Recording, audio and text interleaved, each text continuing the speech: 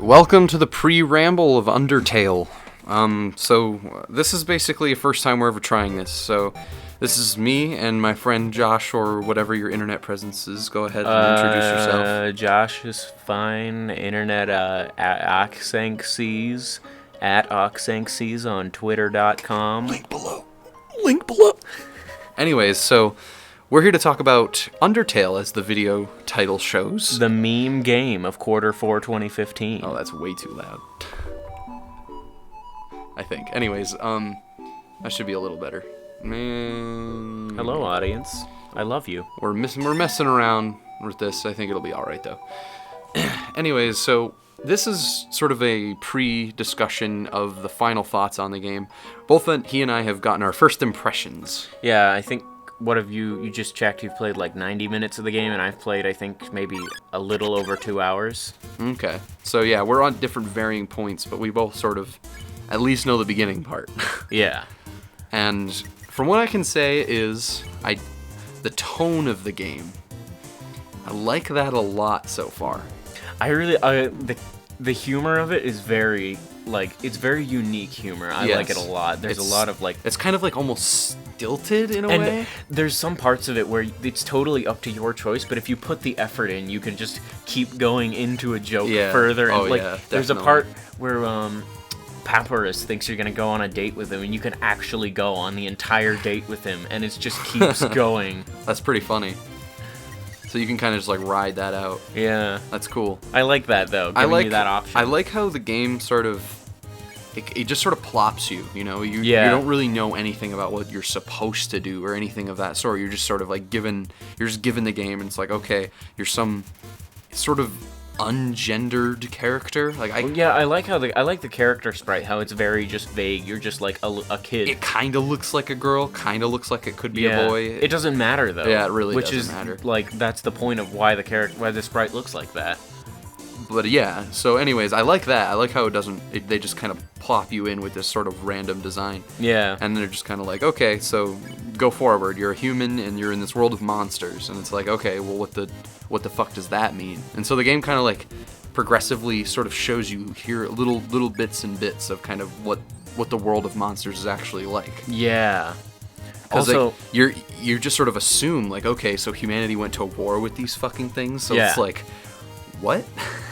I don't know how much of this you've been doing, but I've been following my usual JRPG mantra of click on everything and talk to everyone. Yep. And that's if you continue doing that, you learn more stuff that's totally you will only get it if you go and look at the things on the wall or the writing on the signs and stuff. You'll glean more about the war between the humans and monsters. And I find what's interesting about Undertale is knowing it was made as a game by a soundtrack producer. Yeah. I think that's really cool because the soundtrack really shows that. I forget what game it was that Toby Fox made the soundtrack for before he made Undertale, but I'm not sure of anything about the story of the development of this game, but I know he developed it almost entirely on his own. Did he make the soundtrack first and then kind of make the game to the tracks? That's a good question. I don't know. Because if that was the case, good for you, because that's pretty badass. These are things to find out before we make the second Undertale video. That's true. We should look into this a little more. But the soundtrack is really good. I love how it can go from an incredibly whimsical thing, like the song that plays when you fight Lesser Dog or any of the dogs, to some really atmospheric, ephemeral tracks that are just really good. They really pull you in, and you're kind of just Later, when you get into the forest past the ruins, there are some BGM tracks that are just Nice. Yeah, I've actually my experience with Undertale actually started with the soundtrack. Yeah. I bought the soundtrack first multiple months before I played the game. I just listened to it at work and stuff, and I was like, you know what, this is pretty cool, but I can definitely tell that it's still a game soundtrack. I still need to know what's going on to get the feel for what's going on. But the soundtrack does complement what you're seeing on screen pretty well because it has that really 8-bit style. Yeah. And I know there's sort of room to say that 8-bit style is lazy nowadays, but in my opinion, it's if that's what you want your video game to look like, doesn't really matter. I think whatever you want your game to look like, just make it look like that. You shouldn't care about cultural stigmas and all that. And plus, it's just stupid to me where people just have this issue tentatively, like, and this game sort of goes against this, and like its impact on how people have treated it, from what I know, has gone against this whole like games have to be this new innovative thing. And Undertale so far has been innovative in very minute and subtle ways of like, I've never seen a game quite do this to me before. Like, and like so far my experience with the game hasn't been anything like magical or like insanely awesome, but it's been enough to be like, I want to see more. I want to see a lot more of this world. I want to see what's going on. One of the things actually, my character's destiny in this world, because there's something going on here. One of the things sort of expanding the point is it feels like the writing and like the composition of the game as a whole, like as all of the parts coming together into one entity, feels very like, maybe not meticulous, but just very just well crafted.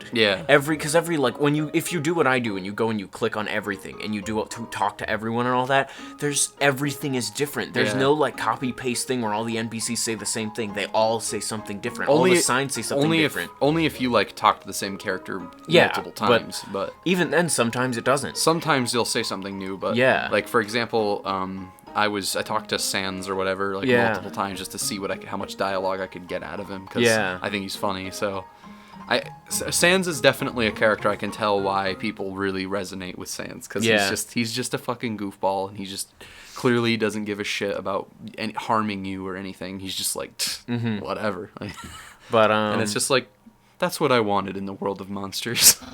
There's There's also, in terms of like the dialogue in minuteness, in terms of some of the, like the way that people act and stuff, I can tell there's some commentary by Toby Fox on like modern day, the kinds of cultures that he's associated with on the internet and stuff. Yep, that's for sure. I'll probably talk more about that in the second video, because I'll have had more time to formulate an opinion on it. I think both of us should definitely go in and like really research a little bit more about the game too. After we finish it, find more background out. Even look up the other endings maybe. I don't know about that. Yeah, I might, if I have time, I might play a second ending. Depends on how long the game actually is. Yeah, because if it's only like 3 hours, I can play through it multiple times. If I finish it, like I'm gonna probably go home and play more of it tonight. If I finish it in like the next few days, then I'll have time to go through and get another ending before I go back to school. I like the character designs. Oh yes, I do like the character designs. I love how powerful that scene is too, with the goat lady or whatever she is. I'm not really sure, but he is very good at like the sprite work on the screen. He's very good at like making it work however he wants it to work, and not having it be stuck into one like way where the sprites can only move a certain way. I love in the battle system too, like you see their faces they change in real time, and it's like cool. Like it really feels like you're actually still fighting them, kind of like you're still in this like engagement of some sort. In a way, I've never played Earthbound, to be fair, but this game seems like Earthbound Plus. Like this is what Earthbound could have been, because I really like the system where you get to dodge their attacks, like and you're just represented by this little heart symbol, and it's like, I like the bullet hell inspiration of it, because it's like taking bullet hell and making it into a mini bullet hell in a tiny little space in an RPG. Like that's genius. It's a really cool combination of genres through gameplay, through different gameplay and like types. I love how they're just like he fucks with you on purpose. He's like, yeah, so you know how there's like that blue, like when you see something blue and you see how it's red? Well, it can't be red. That's what means stop. But when you see blue, stop. It's like, wait, what? But I think that was pretty funny. I do think the way the battle system is, and just like combining bullet hell gameplay and JRPG gameplay along with other things. One of my favorite things about the Undertale gameplay is that it combines just random stuff from so many different genres, and I think that is a direction that the entire industry should be going in. Me combining too. more things from different things, like combine fucking first-person shooter and JRPG attributes together and make a game about it. That'd be fucking awesome. I don't even know. But like imagine a Xenoblade game where the combat is more like real time in the fights, except it's like first-person shooter combat. That would be amazing. That's what we want for like the next Fallout and shit. Like that would be that level of RPG depth, but plus like great gun feel, like or just general great game feel in general, whatever kind of combat. And anything. I mean, we can do an entirely separate thing on Xenoblade Chronicles. Yeah, because I have a lot of thoughts about that from the short amount of time I've spent with it. But yeah, anyways, like Undertale is so far, I like it. I see why it's got the hype. I see why the culture is all like up in a doozy with it. It's just, for me, I'm not so easily lulled. Like, I don't think the game is like fucking incredible. I just think it's like, you know what? Humble. It's a very humble experience. Yes, I think. it is. It feels very like almost homey. On the track that it's on, from how much I've played of it and where it seems to be going without really faltering on this path, it feels like a game that has a lot of potential to be something that I will look back very, very fondly on. Yes. Both as an experience of my own and as like a facet in the industry at this time. I think that that's what sort of Undertale sort of highlights that idea. I think it shows that you can have an experience with simplistic graphics, very simple gameplay. Yes. And make it memorable as fuck. Yeah, by combining different things and making a unique experience out of different types of gameplay all in one, and making something new out of it. Yes. That's the kind of new it's that perfect this plus this equals this. Yes, I think that's the kind of new that people have been looking for. Everybody always wants new things, and people try to do it, but they're too close-minded about it. And people are really close-minded a lot when it comes to franchising. Like, if there's an Undertale 2, I hope it's nothing like Undertale 1. Yeah. Just to prove a point. I doubt there will be. Yeah, I don't want there to be Undertale 2. I haven't finished the game yet, but I don't think there will be. I'd kind of be like, I know Toby Fox would be like, maybe I could just fucking... I'd love it if he made another game that was just entirely different, but... And I wouldn't blame him if he made an Undertale 2 if he just wanted more money, but... He doesn't seem like the type from what I've seen of him on Twitter and stuff. Like, because I don't know, even if I made a game that was like kind of like whatever, and I was passionate about it, and I never thought of a sequel, and it did really well, and I could like set myself for life with a sequel, I'd just be like, you know what, fuck it. But yeah, I'd just be like, I can come up with something, you know. It would depend for me. But that's just because like, well, some ideas are meant to be like a closed book, but I tend to come up with ideas that aren't. Yeah. So like my ideas would easily be able to just be like, okay, I can just rewrite something here and then fucking there you go. But I guess that would also maybe. And anyways, I'm rambling about my concepts that no one even knows about. So we could do videos upon videos about that. Yeah. So anyways, thank you for listening to our pre-ramble. Indeed. And let me know if anyone out there actually listens and cares. And if you made it this far, thank you again. If you made it this far, we're gonna do a thing where if you made it this far, and the code word in the comments is heart. Heart. Yes, heart. Heart. So say heart in your comment. Say this exactly. Wow, you are so awesome, and I love your stuff. And then I will get an ego jack off. Oh shit. This is still going. Dude, don't reveal the plan.